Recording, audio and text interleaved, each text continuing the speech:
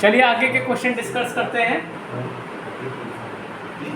देखिए क्या कह रहा है, कोई 8 पोल का अल्टरनेटर 750 आरपीएम पर चल रहा है। ठीक, तो यहाँ पे बेटा पोल कितने दिए आपको? पोल आपको दे दिए 8 और स्पीड कितनी दे दी है? तो ये हो जाएगा आपका NS 750 आरपीएम। अब आपसे क्या पूछ रहा है कि अल्टरनेटर की फ्रीक्वेंसी क्या होगी? फ्रीक्वेंसी मतलब F। ठीक है, और हम लोग क्या जानते हैं कि NS इक्वल टू 120 F/P बताया था फॉर्मूला। तो हमको फ्रीक्वेंसी निकाली तो F इक्वल टू क्या हो जाएगा? P into NS upon 120। ठीक, P कितना है आपका? 8 है। सिंक्रोनस स्पीड आपकी क्या? 750 है और 120। एक से एक ये कट गया। ठीक, 4 दूनी 8, 4 तिहाई 12। ठीक, 3 एक्के 1, 3 दूनी 6, 3 पचे 15। तो फ्रीक्वेंसी बेटा कितनी आ गई आपकी? 2 गुणे 25, 2 गुणे 25 मतलब 50 हर्ट्ज। तो आंसर क्या हो जाएगा आपका? 50 हर्ट्ज। लिख लीजिए।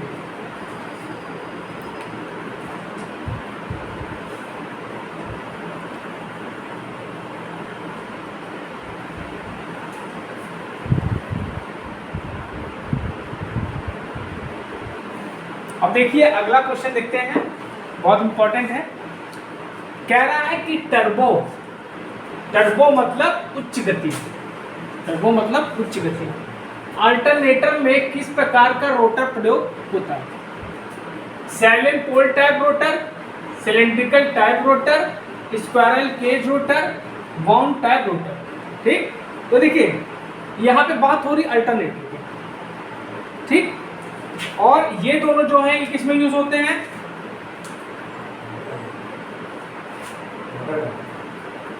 किसमें यूज होते हैं? मोटर। कौन सी मोटर? Synchronous motor. तो ये दोनों कहाँ यूज होते हैं फिर?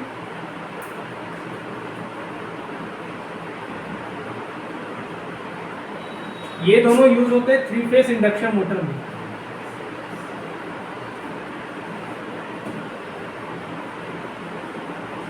क्लियर है?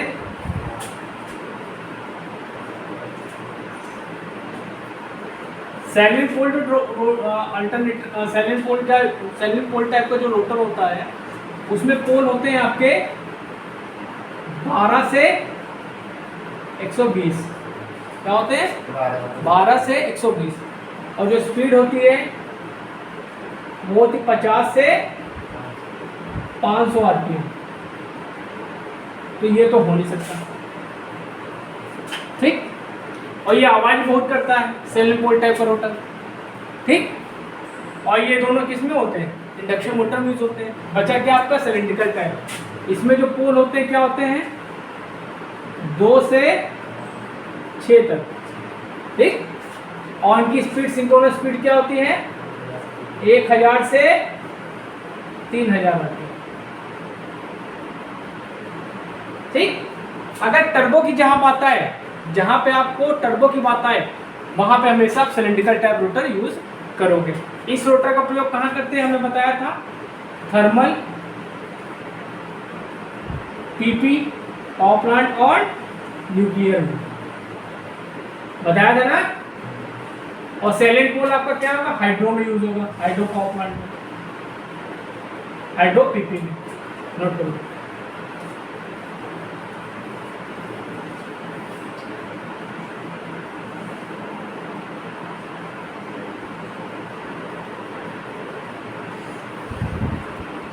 चलिए अगला क्वेश्चन है, थोड़ा कार्य सिद्धांत में बात कर लेते हैं। अल्टरनेटर का कार्य सिद्धांत है, पूछ रहा है जो अल्टरनेटर हम लोग यूज करते हैं उसका वो किस सिद्धांत पे कार्य करता है? फैराडे के विद्युत चुंबकीय प्रेरण के नियम पे, किरचॉफ का नियम, फ्लेमिंग का नियम, जूल का। तो सभी नियमों के बारे में हम बताएंगे। ठीक, देखिए पहला जो आंसर इसमें क्या होगा, वो आंसर होगा आपका फैराडे का विद्युत प्रेरण नियम। ये क्या है, E equal to minus N D phi by D T. मतलब कि अगर फ्लक्स कटेंगे तो आपका ईएमएफ इंड्यूस होगा। ठीक है, इसके लिए भी दो कंडीशन में बताई थी, या तो आपका फ्लक्स गतिमान हो या आपका चालक गतिमान, कोई एक चीज गतिमान होनी चाहिए। दोनों कंडीशन में आपका फ्लक्स कटेंगे। ठीक, किरचॉफ का नियम दो है। एक है आपका सिग्मा आई इक्वल टू 0 और दूसरा sigma I R plus sigma E equal to 0। अब फ्लेमिंग के बेटा दो नियम है, right hand rule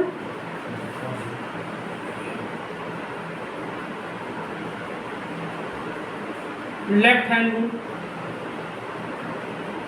right hand rule किसमें यूज होता है?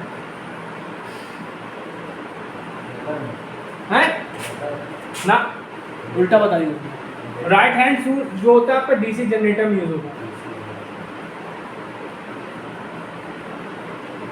और ये आपका डीसी। अभी जो रिसेंटली यूपी पीसीएल TG2 का एग्जाम हुआ था उसमें जूल का नियम पूछा गया। जूल का नियम क्या? तो जूल का नियम है आपका H equal to I square R T, या कह दें 0.24 आई स्क्वायर आर टी, ये आपका जूल का नियम। ये यूपी पीसीएल TG2 में जो रिसेंटली भी पेपर हुए थे उसमें पूछा गया। ठीक, नोट कर लीजिए। देगा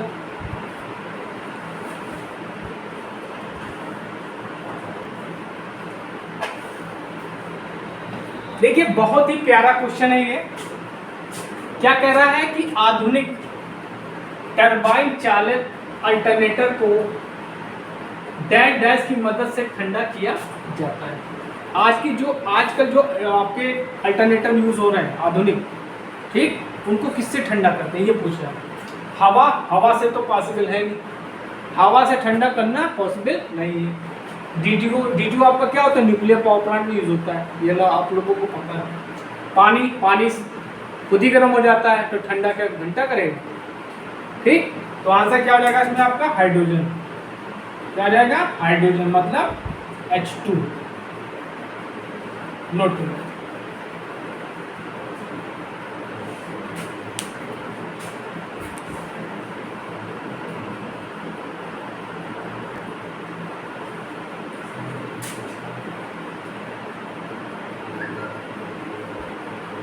चलिए अगला क्वेश्चन देखते हैं। क्या कह रहा है कि अल्टरनेटर में डैम्पर वाइंडिंग डैश डैश में प्रदान की जाती है। ठीक, देखिए पहले समझ लीजिए डैम्पर वाइंडिंग होती क्या है। डैम्पर वाइंडिंग क्या करेगी, अल्टरनेटर को सेल्फ स्टार्टिंग बनाती है। क्या बनाती है? अल्टरनेटर को सेल्फ स्टार्टिंग बनाने के लिए हम लोग डैम्पर वाइंडिंग का प्रयोग करते हैं। सेल्फ स्टार्टिंग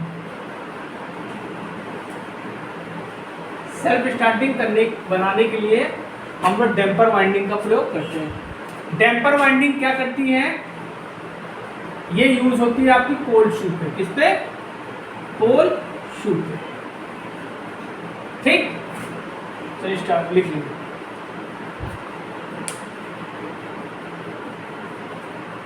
और डैम्पर वाइंडिंग क्या करती है, ये हंटिंग को कम कर देती है। हंटिंग, ठीक, हंटिंग मतलब क्या, उसमें जब आपका अल्टरनेटर स्टार्ट नहीं हो पाता है, ठीक है, रोटर में जड़त्व का गुण होता है, जिसके कारण क्या होता है, उसमें ऑक्सीडेशन पैदा हो जाता है, उन्हीं को बोलते हैं हंटिंग। ठीक,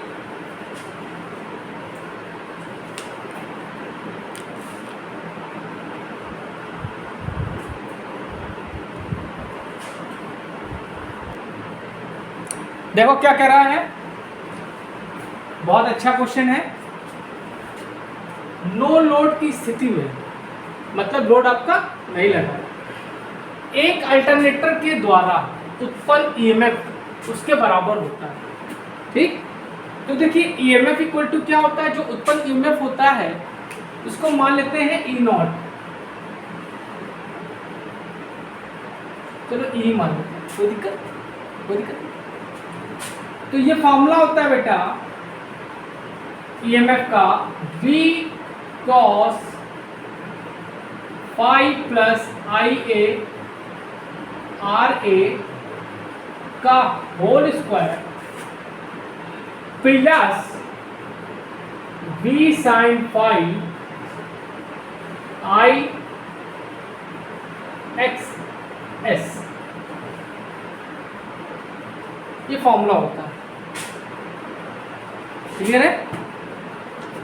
अब भैया ईएमएफ आपका लोड है या नहीं, जब आपका लोड है या नहीं तो यहाँ पे वोल्टेज ड्रॉप होगा नहीं, ये आपका आर्मेचर वोल्टेज ड्रॉप होगा और ये आपका रेटेड हो गया। ठीक, तो ये होगा ही नहीं, तो ये क्या हो जाएगा, जीरो हो जाएगा। समझ में आया? तो क्या हो जाएगा, ये जीरो हो गया भैया। तो V cos phi plus zero का होल स्क्वायर, हमें जीरो कर दिया ना, लोड है ही नहीं तो भैया ड्रॉप होंगे ही नहीं, प्रतिघात और ये ड्रॉप होगा ही नहीं। और ये भी क्या हो जाएगा,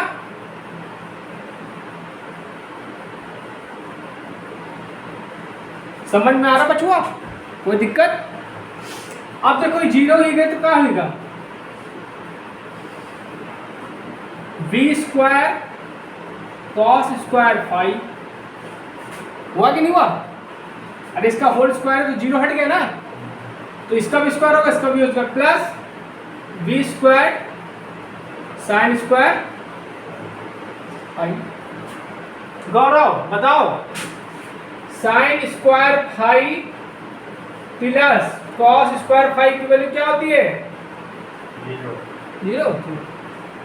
हाई स्कूल पास हो ना, हमें डाउट है, ये होती वैल्यू 1। ठीक, तो इसमें हमने क्या कर लिया, V स्क्वायर कॉमन ले लिया, तो ये वैल्यू क्या हो गई, 1 हो गई। ये किसको क्या लिखेंगे, sine square phi plus cos square phi, तो ये वैल्यू क्या हो गई, 1 हो गई। और 20 का स्क्वायर रूट मतलब क्या हुआ, V हो गया। और ये V क्या है आपका, टर्मिनल वोल्टेज, क्या है, टर्मिनल वोल्टेज। क्लियर है? तो इसमें आंसर क्या हो जाएगा आपका, टर्मिनल।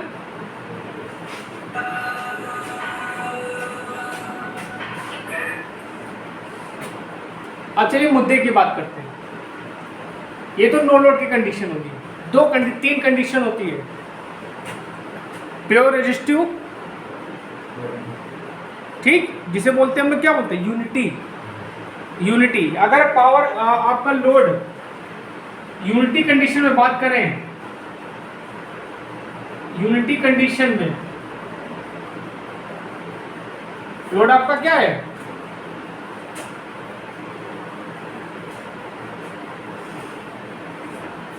मतलब पावर फैक्टर आपका क्या यूनिटी है।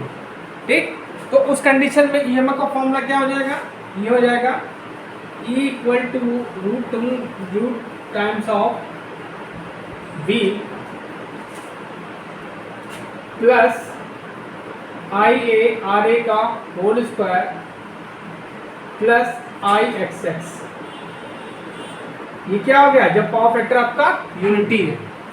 यूनिटी कब होता है, रेजिस्टिव कंपोनेंट में पढ़ा है ना, इसी फंडामेंटल में, कि अगर प्योर रेजिस्टिव होगा तो आपका पावर फैक्टर क्या होगा, यूनिटी होगा, पढ़ा है ना। अब इसके बाद आता है आपका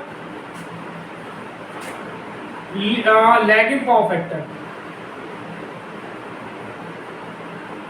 लैगिंग कंडीशन तब होगी जब लोड आपका क्या होगा, इंडक्टिव होगा। ठीक है, उस कंडीशन में फॉर्मूला क्या बनेगा आपका, उस कंडीशन में फॉर्मूला बनेगा E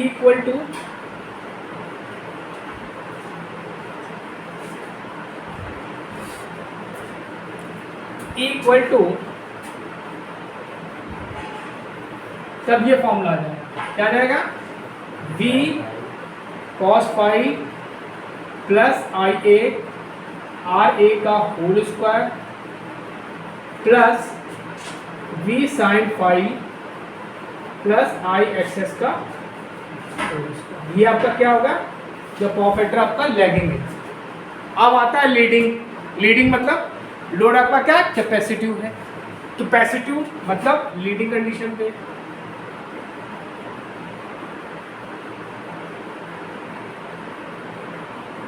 तो यहाँ पे जो ईएमएफ हो जाएगा वो क्या हो जाएगा,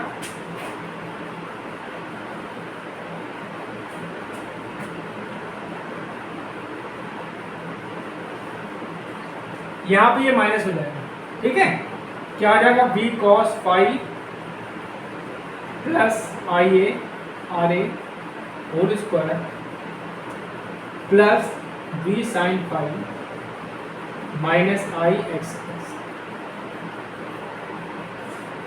ठीक, तो मैंने आपको चारों कंडीशन में बता दिया। ठीक है,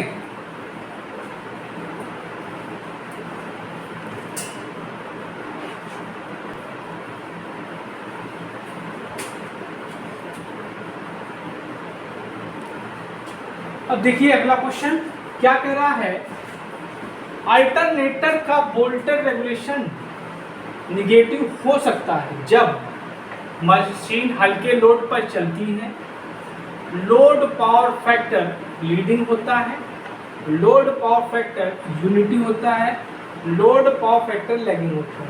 ठीक है, ये क्वेश्चन आपका बिहार TG2 में पूछा गया। किसमें, बिहार TG। अभी हमने तीनों कंडीशन बता दी थी आपको, यूनिटी, लैगिंग और लीडिंग तीनों कंडीशन बताया था। ठीक, पहले वोल्टेज रेगुलेशन की बात करें।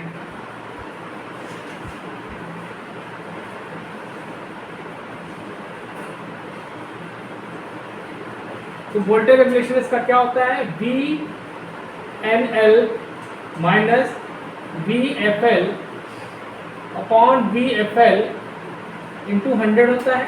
ये होता है वोल्टेज रेगुलेशन। क्लियर है? ठीक है, अब अगर आपका पावर फैक्टर यूनिटी है, अगर आपका पीएफ क्या है, आपका यूनिटी है, तो E बराबर क्या होगा, E बराबर V होगा, E बराबर V होगा। ठीक, और जब अगर आपका पावर फैक्टर लीडिंग है तो E की वैल्यू बड़ी होगी V से। E की वैल्यू क्या होगी, बड़ी होगी V से।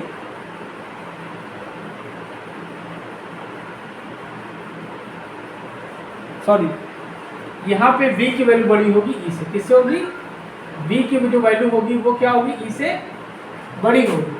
क्लियर है? अच्छा, और अगर आपका पावर फैक्टर लैगिंग है तो यहाँ पे क्या होगा, E बड़ा हो जाएगा आपका V से। क्लियर है? ओके, अब इस, ये तो आपका क्या हो गया। अब इस वोल्टेज रेगुलेशन को हम दूसरे फॉर्म में भी रिप्रेजेंट कर सकते हैं। क्या, E not minus V upon V into 100। इस वोल्टेज रेगुलेशन को हम इस फॉर्म में भी रिप्रेजेंट कर सकते हैं। ठीक, अच्छा ध्यान दो। अब क्या है कि लीडिंग कंडीशन में क्या हो जाएगा, ये क्या हो जाएगा, बड़ा हो जाएगा। ध्यान दो, यहां से आप ध्यान दीजिए, E नॉट कर लीजिए इसको।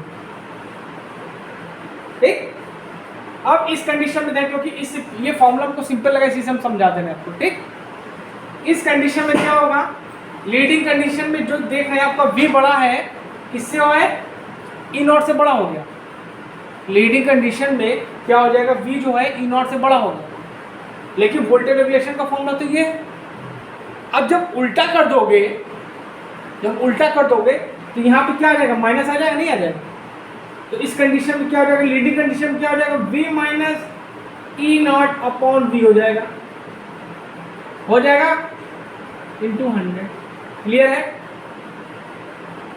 लीडिंग कंडीशन में V बड़ा हो जाएगा E0 से, तो हमेशा बड़े से छोटा घटा जाता है, ठीक। तो यहाँ पे क्या हो जाएगा, V माइनस E0 हो जाएगा। अब उस कंडीशन में जब डायरेक्शन चेंज करते हैं तो माइनस आ जाता है, तो यहाँ पे ये वैल्यू क्या है, ये आपकी क्या है, VR है, तो वोल्टेज रेगुलेशन क्या आ गया आपका, निगेटिव आ गया। क्या आ गया, निगेटिव आ गया। तो आंसर क्या आ जाएगा आपका, लोड पावर फैक्टर लीडिंग होगा। नोट कर लो, समझ में आया एक्सप्लेनेशन।